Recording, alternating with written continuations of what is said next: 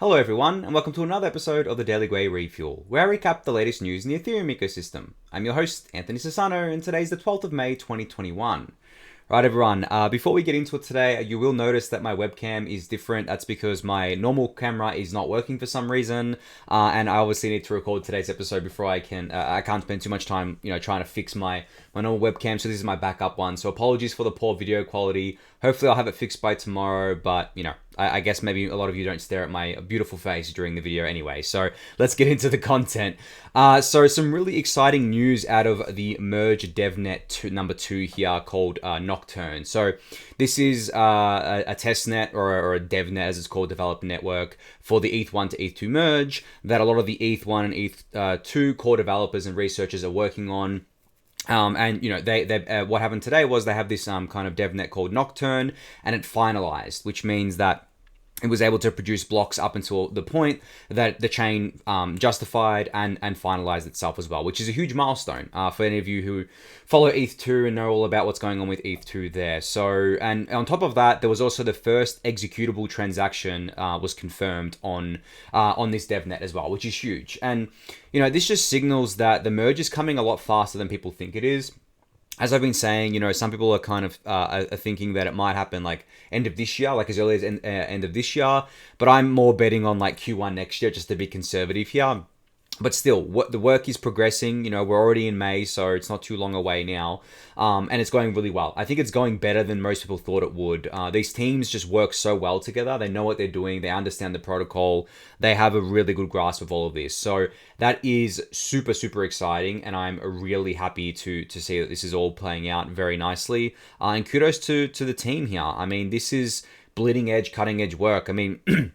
If I had to use an analogy of what the ETH1 to ETH2 merge is like, it's like changing the engine of a car while the car is driving, or changing the engine of a plane while the plane's in the air. It's a big task because we're essentially swapping out, or hot swapping, proof of work for proof of stake with the merge. That's essentially what the merge is. And so to do that, we need to make sure once it's done right the first time. Like, there were some questions in the Daily Gwei Discord the other day about, what's the worst that could happen? It's like, okay, well, there's technical issues that could come up where basically, for some reason, the merge doesn't go through correctly and we have to basically revert back and do it again. That would be very messy. I don't think it'd be clean at all to do that. So avoiding that at all costs is actually of high priority, I think. I think having like a really smooth launch, a really smooth merge, like we had with the beacon chain launching. So the smoothness of that, I think is going to be the ideal scenario here. And the only way we get to that is by doing lots of test nets, making sure that we're covering all the edge cases and stuff like that and testing it as much as possible. So yeah, I'm going to obviously keep an eye on this stuff and keep you guys updated with it. So I think this kind of token launch rocked the I guess like DeFi Twitter over the last 24 hours. So it's a new token. Well, not technically a new token, but I mean, it is a new token, but I'll explain how it works. It's called Woofy from Yearn. So essentially what Woofy is, it's a token that has a bidirectional peg to Wi-Fi or Wi-Fi, which means you can basically trade Wi-Fi for Woofy 1-to-1 or trade like Woofy for Wi-Fi 1-to-1. The reason this was created was kind of like a social experiment, I think, or like an A/B test, as Banteg calls it. And essentially what it is the Woofy token has 1 million more supply, 1 million times more supply than Wi-Fi. So if Wi-Fi is $80,000, which it is right now, the Woofy token is like 0.008, I think it was, or 0.08, so basically 8 cents, yeah. And the reason why this was done was to basically, one, piggyback off the recent dog-themed coin mania that we've been seeing in the markets play out, and two, run an experiment and see that if we create a token that is, running on some hype, but also has a low unit cost, where it costs 8 cents instead of 80,000, would people buy this? And they did. This is a big reason why Wi-Fi went up so much over the last 24, 48 hours, is because people were buying this token not knowing that this token is essentially buying the Wi-Fi token. It's the same thing, because you can trade this for Wi-Fi through the peg, the bidirectional pegs. Sorry. So from that respect, it's like it's funny because I call this on Twitter chaotic good. So the Woofy token is like a chaotic good where This is just like I believe it's doing a good thing, because you're essentially forcing these speculators and these people who just want to bet on like low unit price coins to actually buy a fundamentally sound coin like YFI that's actually got a product behind it, instead of just something that's just created for the sake of it. And it's chaotic because like it's really like tricking people at the end of the day into buying this stuff. Like I would bet there's a lot of people who have no idea that Woofy is linked to Wi-Fi, and they're just buying it because they believe that, you know, it's a low unit cap. It's a low unit price coin. It's dog themed, that, you know, it's going to go up in value. And it's just, I mean, honestly, it's amazing having watched this play out. I think it's a crazy experiment. And I love it. I love everything about it. I love the fact that we can run these global kind of human behavioral experiments, you know, within behavioral economics, at such a large scale with so many people and so fast as well. I mean, this only played out, as I said, over the last 24 or so hours, and has already given us enough data to go off and to say, okay, this works, right? You can basically make a coin or a token that is pegged to a higher unit price token, and people will buy the lower one, thinking that you know, they're getting more for their buck, and not even knowing that it's linked to this higher unit price one. So from that perspective, it's really crazy. I mean, this just blows my mind. Seriously, I love this. I wrote about it in the Daily Gwei newsletter as well today, if you want to go check that out. But I just thought I'd explain kind of like what this was and how it worked. So, you know, don't go buying Woofy thinking that it's going to go up in price on its own. The only way it does that is if it, you know, there's like a massive mania, and it can lose its peg until someone kind of like arbs it or whatever. But that happens rather quickly. And, you know, people putting pressure on the Woofy token, it makes YFI go up as well, which is just hilarious. So yeah, kudos to, I guess, Yearn, I think Banteg in particular, who came up with this. Very cool experiment. I think, you know, there are some moral questions here, like, is this morally right to do? I'm not here to answer those. I'm not here to impart my morals on you. I just think it's a cool and fun experiment to watch play out, and a very interesting one at that.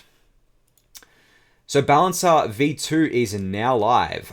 This came out just after I recorded yesterday's refuel, actually, and this is really exciting. So I've gone through the main features of Balancer V2 before, but essentially I think one of the biggest new features is the reduction in gas costs here. So you can see here that V2 reduces gas costs by 40% from V1, but when you basically have V2 with internal balances, so basically internal token swaps, it does a 53% reduction. So essentially half of what the current gas cost is here. And I think 73,000 gas for a simple swap is the lowest on any AMM, I believe. I don't think Uniswap is this low, and I don't think any others are this low. So that's super exciting. And there's a bunch of different kind of launch partners that kind of launch with Balancer here, including Arven, Gnosis, Element Finance, and a bunch of others here.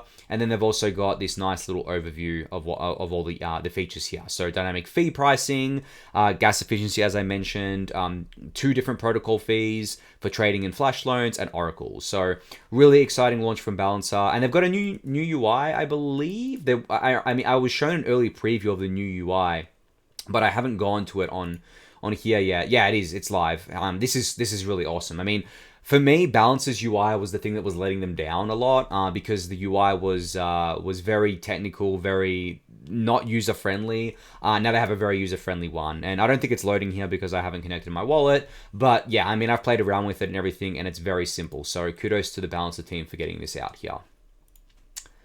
So Ethereum miner revenue is now higher than what's on Bitcoin, and this does not include MEV profits. So Ethereum is at 77.3 million per day versus 67.3 million for Bitcoin miners. Now, obviously, a lot of this is coming from the fees, and a lot of this we don't want going to miners. We want the fees to be burned. But it's still funny to see just like how much, you know, money these miners are making, and no wonder they didn't want EIP 1559, right? No wonder they don't want the merge. And both of those things are going to happen regardless. But I still think that this is just absolutely insane. And you know what? I'm 100% sure that there's going to be a fork of Ethereum, a miner-led fork. I've talked about this before, but at this point, I'm 100% certain that there's going to be a miner-led fork. And, you know, it's going to be opportunistic. No one's going to know what's going to happen with it. There's definitely going to be people mining it because there's a lot of miners that are going to have to change, obviously, from the Ethereum chain to something else. And the fork is not going to be Ethereum. I don't expect really any projects to support that fork or anything like that. So it's going to be dead. But what I can see happening is maybe the miners raise the gas limit, right? Maybe they don't really care about decentralization on this miner-led fork. So you raise the gas limit, you speed up the block times, and you essentially don't care about decentralization anymore. And, you can probably raise it up to a certain point until it starts getting, till the chain starts getting unstable. But I think that can go for a little while here. And you don't care about state bloat or whatever. So from that perspective, it just becomes like a BSC then, right? So that and then there'll be like a bridge between the two chains as well. So what if this ends up happening where they fork it and then they actually encourage people to come over there and it just becomes like a BSC and that token, and because like it's so profitable to do that, if it's in a bull market, that fork token actually becomes worth something because of it. Now, I don't know if the miners are going to be able to basically coordinate this and band together to do this. Maybe they will. Maybe it just takes one big mining pool to do this. I mean, at this point, I can't see it not happening. It's actually not in there. It's actually stupid for them not to do this, if I'm being honest, considering how much money they could make from this. And I'm just thinking from a pure rational actor perspective. I'm not going to say whether this is right or wrong or whatever. That doesn't matter, right? It just, what matters is what they can and can't do. And all they need to do is get one exchange on board. And if they do a big fork, exchanges are going to be forced to list it because their users are going to be demanding it, because their users are going to be like, well, I had my ETH on this exchange and now I want my forked coins. This is exactly what happened with Bitcoin Cash and Bitcoin back in 2017. So I do think that's going to happen at this point. And, free ETH for us, I guess, like at the end of the day, like even if it's not worth much, I'm just going to dump that stuff for ETH and that's it. Like, I don't think it has any long-term future or anything like that. It'll be exactly like Ethereum Classic, where people, may just buy it as a super speculative thing. Maybe the miners even say, okay, we're going to, redenominate ETH and make it worth like cents on the dollar to play off that unit price bias as well. So I don't know what's going to happen there, but at this point, I am pretty much 100% certain that we're going to see a fork regardless. So going to be interesting to see how that pans out. And on that note, I put out this tweet today just saying insane when looking at cryptofees.info, my favorite site to track all the different fees being generated on across different protocols. Ethereum, over the last 24 hours, did $117 million worth of fees. That is absolutely insane. And the most insane thing is that all went to miners and none of it was burned because 1559 is not live yet. I am so upset about that because that's a lot of dumpage, right? At the end of the day, miners are just going to sell. Like, they might stack some, but they are going to sell because they have costs to cover. So it's just, I mean, that's insane. And if that was burned, I think like it would be 70 or 80 million dollars worth if we're assuming a 70% fee burn. So it would be 80, maybe a little bit more than $80 million worth of ETH burned. That's a shit ton of ETH, right? So yeah. I mean, I complain about this a lot. I'm going to leave it at that. I don't want to complain too much about it. But what I did want to go into just for a sec is how hilarious it is that Uniswap V2, which doesn't include V3's fees, is above Bitcoin. And the other DeFi protocols are actually catching up to it as well, like Aave, SushiSwap, and Compound. Bitcoin's losing its dominance on everything, right? It's lost its dominance on fees for a while. And I should state that the fees listed for these apps are actually the protocol fees. So for Uniswap, it is that 0.3% fee on every trade. For Aave, it's fees on flash loans and loan originations and stuff like that. SushiSwap, it's the same thing as Uniswap, and Compound, similar to Aave and stuff like that. It's not the gas fee. So some people might get confused and think that that's the gas fees that Uniswap is taking up, 7 million. That's not correct. It's only gas fees for Ethereum.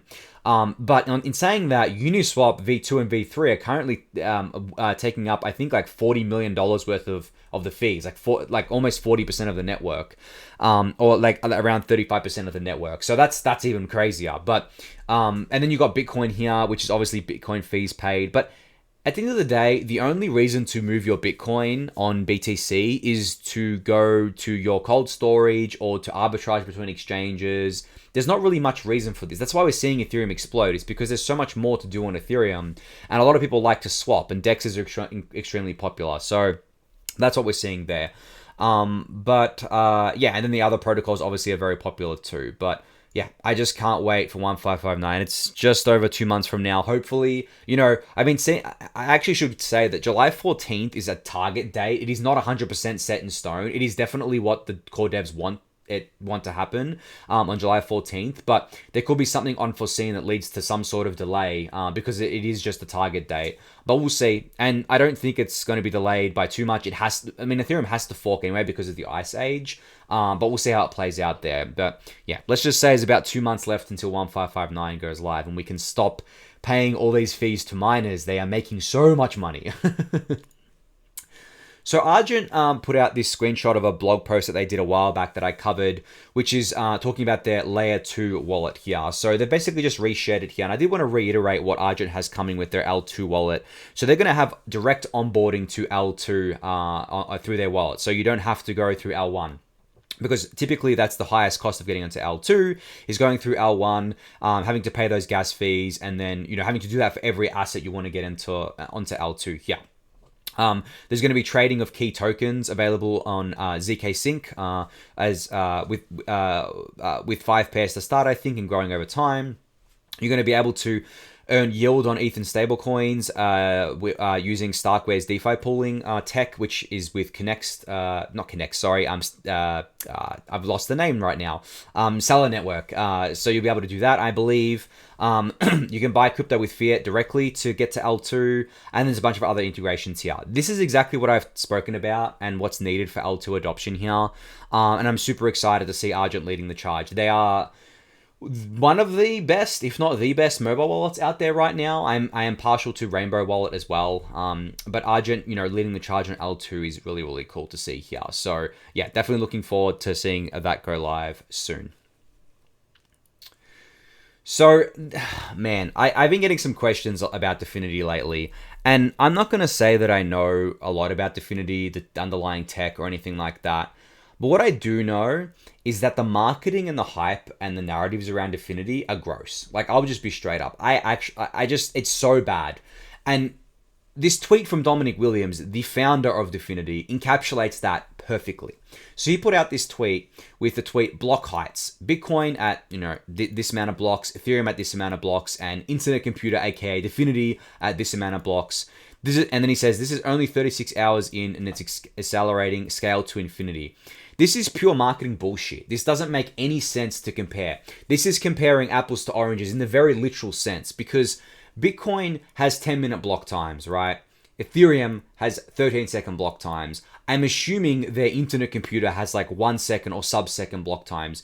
So of course they're going to have more blocks than Ethereum or Bitcoin. And, you know, the reason why Bitcoin's block times are slow is because Bitcoin optimizes for security, right, and all that sort of stuff. It doesn't necessarily need super long block times for what it's trying to do, which is just literally trying to be like a digital gold asset or whatever. Ethereum obviously needs faster block times so that smart contracts work and things like that. But if Ethereum, because it uses proof of work, because it's extremely decentralized, if you speed up the block times, it can lead to instability of the chain because of uncle blocks and stuff like that. And yeah, I'm assuming, I think from what I know, Dfinity's distributed proof of stake. So again, it's just like supernodes at the end of the day. It's not decentralized. It is just, they claim to have all this fancy tech. As I said, I'm not an expert on it, but from what I've seen and all the marketing and everything, and this sort of stuff coming from the founder is just gross. I mean, if I saw Vitalik tweet out something like this, I would call it out too. But he wouldn't, because he's not trying to do this. He's not trying to do this fake marketing or whatever. So yeah, and that's why I quote tweeted by saying there are bad takes and then there's this, because this is one of the most terrible takes. And I used to see EOS do the same thing where they said, we have more blocks than Bitcoin and Ethereum. Okay, who cares that you have more blocks? Like, it's just the most insane comparison when comparing these different networks. I mean, Ethereum could have, hundreds of millions of blocks too. We would just drop the block time down and give up on decentralization and all that sort of stuff. So yeah, just thought I'd point out why that was insane to me to read today. So the Index Co-op has launched their next featured leverage index product here called the BTC 2x Fly, which is essentially the ETH 2x Fly, but just for Bitcoin. So you can get 2 times leveraged exposure to Bitcoin by simply holding this token. And I really love their promo videos. I'm not going to play the video, but you can go to the link in the YouTube description and check out the video there. But I really, really love these promo videos. They got me really hyped on it. Not that I would ever buy this because it's BTC. But like I think that anyone who wants 2x leverage exposure to BTC, which is I assume a lot of people, this is the product for you. And this, as I said, works in the exact same way that the ETH product works. It's run by DeFi Pulse. Or should I say managed by DeFi Pulse. It targets 2x leverage here. It uses Compound to do this, and obviously uses Set protocol under the hood as well. So yeah, if you're familiar with ETH, the ETH 2x fly, then you're familiar with BTC 2x fly. Just swap out the assets here. And this isn't the, only one that's coming. There's going to be, I think there's going to be a DPI 2x fly as well, and then other assets. I mean, it makes sense to do them for all these assets that are on Compound. No, DPI is not on Compound yet. But, you know, not necessarily, I mean, I don't even know if it needs to be on Compound necessarily. Maybe it does to kind of, maybe I'm just going to confuse everyone just thinking out loud here, but we'll see how it plays out. Maybe just for safety reasons it does. But at the end of the day, this is really cool to see, and excited to see this. I mean, Index Coop is one of my favorite DeFi projects. You all know that. Excited to see them bringing out more products here. So Ash from 2Prime, I think that's what they're called, 2Prime Digital Assets here, put out this tweet today comparing wallets with more than 10,000 ETH and wallets with more than 10,000 Bitcoin are going in opposite directions. Now, I saw this and I was just like, okay, well, that's cool, but there's a price difference here, right? 10,000 ETH and 10,000 Bitcoin, you basically have to double that. You would have to basically look at in dollar terms, because 10,000 ETH is not equal to 10,000 Bitcoin, right? But still, I think it's very interesting to see how fast 10,000 ETH, wallets holding 10,000 ETH is going up, and wallets holding 10,000 BTC is going down. Now, as someone commented here, it might be better to say 100k ETH versus 10k BTC. I don't think you would need that much because ETH is much closer to BTC's price now. But I would expect that to be going up too, because there's a lot of ETH accumulation going on right now. But yeah, just an interesting stat here. Maybe I'll cover this more in depth in the next Daily Gwei data pump, which is due out next month, of course. But yeah, just an interesting stat that I thought was cool to kind of look over here. So Christie's had their CryptoPunk auction, which ended up going for $17 million here, almost $17 million.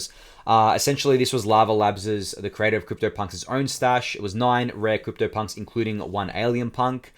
I think the reason why it went for so much was definitely due in large part to the Alien Punk, which alone is worth at least $7.5 million, which is crazy, right? Then there's a bunch of other rarer ones in here, like a Hoodie Punk and some different hats on punks and sunglasses and things like that. So yeah, cool to see this. But I think I saw on Twitter someone was complaining that like it was just a very boring auction. You know, Christie's could have done so much more here. And then also other people saying that why are we even doing this on something like Christie's, which is like a traditional world thing? We should be doing this on Ethereum, in DeFi, in like a much bigger way. And I agree with that. We should be. But I just don't think there's anyone leading the charge. And I think having the traditional world kind of, I guess, come into DeFi and Ethereum is pretty exciting, because it means that it's just validating what we're doing. It lends legitimacy to what we're doing. So that was cool to see. But yeah, I think it's funny if you actually look at the NFT market, it's cooled down a lot, but CryptoPunks have retained their value and actually gone up. So the floor on a CryptoPunk last time I checked was like $76,000 for the cheapest one. And I think this is because CryptoPunks really do have an allure and a culture to them that a lot of other NFTs don't. So this is why playing the NFT market is so hard, is because you don't know what's going to hold its value. I mean, really, CryptoPunks, and who knows if Meebits is going to hold its value or anything like that. I don't even know if Hashmasks has held its value in what they're going for these days. Maybe they will when the NFT market heats up again. But yeah, just something to think about for sure. So Bankless published their latest podcast with Zhu and Kyle Davies from 3RS Capital here. This was basically Zhu and Kyle talking about why they're extremely bullish ETH, why they are really bullish on the flippening, and why they are overweight ETH right now. So I listened to this today, and the whole time I was just like smiling, because they are just on board totally with the narrative, with the Ethereum kind of like, I guess, bull case, with the ETH bull case, with ultrasound money, all that good stuff. And it's just crazy to hear them say this, because I don't know, some of you may remember the end of last year, they were very bearish on ETH. They were mega bullish on BTC, which was the right call at the time, mind you, but they were very bearish on ETH. And I remember going through Twitter threads and seeing them, give their reasoning and stuff like that, and thinking, this is wrong. Like, 1559 is going to happen. The merge is going to happen. People are going to realize, I don't think the meme of ultrasound money was around back then, but people are going to realize these things. They're going to realize how scarce ETH is becoming, and they're going to change their tune. And I respect Zhu and Kyle a lot because they do change their tune when the market changes. They don't go against it. They're very good investors. I mean, they're billionaire investors for a reason. So they did change their tune, and they did kind of like go along this ETH trade, and now they believe in the flippening, and they actually think it's going to happen. I mean, they both said they believe ETH is going to 25k, which is, just hearing this from people that aren't, known as quote unquote ETH maxis or hardcore Ethereans, or people that have been saying this for a while, just completely validates everything that we've been saying over the years as early Ethereans. I mean, I went over the other day how a lot of us early believers were calling this in late 2018, early 2019. So to see it validated and lent legitimacy by these people who I consider to be not ETH maxis is huge. So obviously, I highly recommend going and giving this a listen or a watch, whatever you prefer here. It is so bullish. And my main takeaway from this, outside of their bullishness on ETH, is that Zhu was talking about how someone said to him, the most interesting thing is when ETH flips Bitcoin. It's not when ETH flips Bitcoin, but it's when something else flips BTC. And so that's something else being Doge or BNB or one of the top 5 assets, right? Because once Bitcoin goes to the number 2 spot, what's stopping it from going to number 3 or number 4 or number 5? Right? Nothing. Really nothing. Bitcoin's main value prop, I believe, up until this point, or at least a big part of its value proposition, has been that store of value narrative, has been that Bitcoin maximalist narrative, not just around the blockchain, but the asset itself. And people saying, well, Bitcoin's always going to be worth the most because that's the money people prefer to buy. And that's been kind of challenged and being challenged right now. And I believe that if ETH permanently flips Bitcoin, like there can be a temporary flip and then it drops back down. But if ETH, or when ETH, I do believe it's going to happen, when ETH permanently flips Bitcoin, we're going to see a lot of weird things happen because there's nothing stopping Bitcoin from going down after that, really, at the end of the day. Like, what is the value of it? I mean, there is the hardcore believers, there are a lot of people who believe in it, but is there enough of those people to keep it at number 2? I don't believe so. What are the catalysts for Bitcoin? Bitcoin doesn't evolve, it doesn't change, it's static. The biggest catalyst for Bitcoin this year is an ETF, and ETH's going to get that shortly after. I said the same thing when Bitcoin was being bought up by public companies and put on their balance sheets and these treasuries. That doesn't matter. It's not unique to Bitcoin. ETH is going there as well. I mean, there's institutional bid on ETH right now. You can see it in the markets. So when you look at what Bitcoin has going for it, which is essentially nothing, right? And I'm talking about unique. What's unique to Bitcoin? Nothing. But what Ethereum has going for it that it's unique to Ethereum is everything. We have EIP 1559, we have the merge, we have sharding after that. And while all of those 3 things are happening, we have DeFi continuing to explode. We have NFTs and culture continuing to explode on Ethereum.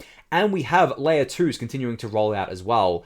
And everything else, like DAOs and human coordinate, I mean, everything. It's all happening on Ethereum. So at the end of the day, Ethereum, the way I look at it, Ethereum has much more of a value prop and a much more of a total addressable market than Bitcoin has, and it's going to flip it, and it's going to permanently flip it eventually, and it's going to stay there. And then after that, I truly do believe that one day Bitcoin will be out of the top 10. I don't see how it stays in the top 10 when you have super hyper-productive DeFi assets which are going to take that spot eventually, because the market is inefficient in the short to medium term, but in the long term, it definitely catches up eventually, right? And especially because institutions are going to buy DeFi tokens because they can evaluate them very easily. So there's going to be that. And then think about all the meme coins like Dogecoin and stuff like that have these really strong memes. They're going to be filling up the top 10 as well, or something like that. So yeah, the flippening happening is the most bearish thing for Bitcoin in its existence. I mean, I'd actually say that that's more bearish than like some large nation state or government banning Bitcoin. And honestly, like, I believe this for quite a while, and I'm never been shy about it. I've always been vocal about it, but it hasn't been popular to be vocal about it until recently. Now it's the popular narrative, and that's what it is. That's how it works. But anyway, I'm going to leave it at that for now. Thank you again, everyone, for listening and watching. Sorry about the video quality. We'll hopefully have it fixed tomorrow. But if you haven't subscribed to the channel yet, be sure to do so. Give the video a thumbs up, subscribe to the newsletter, join the Daily Gwei Discord channel, and I'll catch you all tomorrow. Thanks, everyone.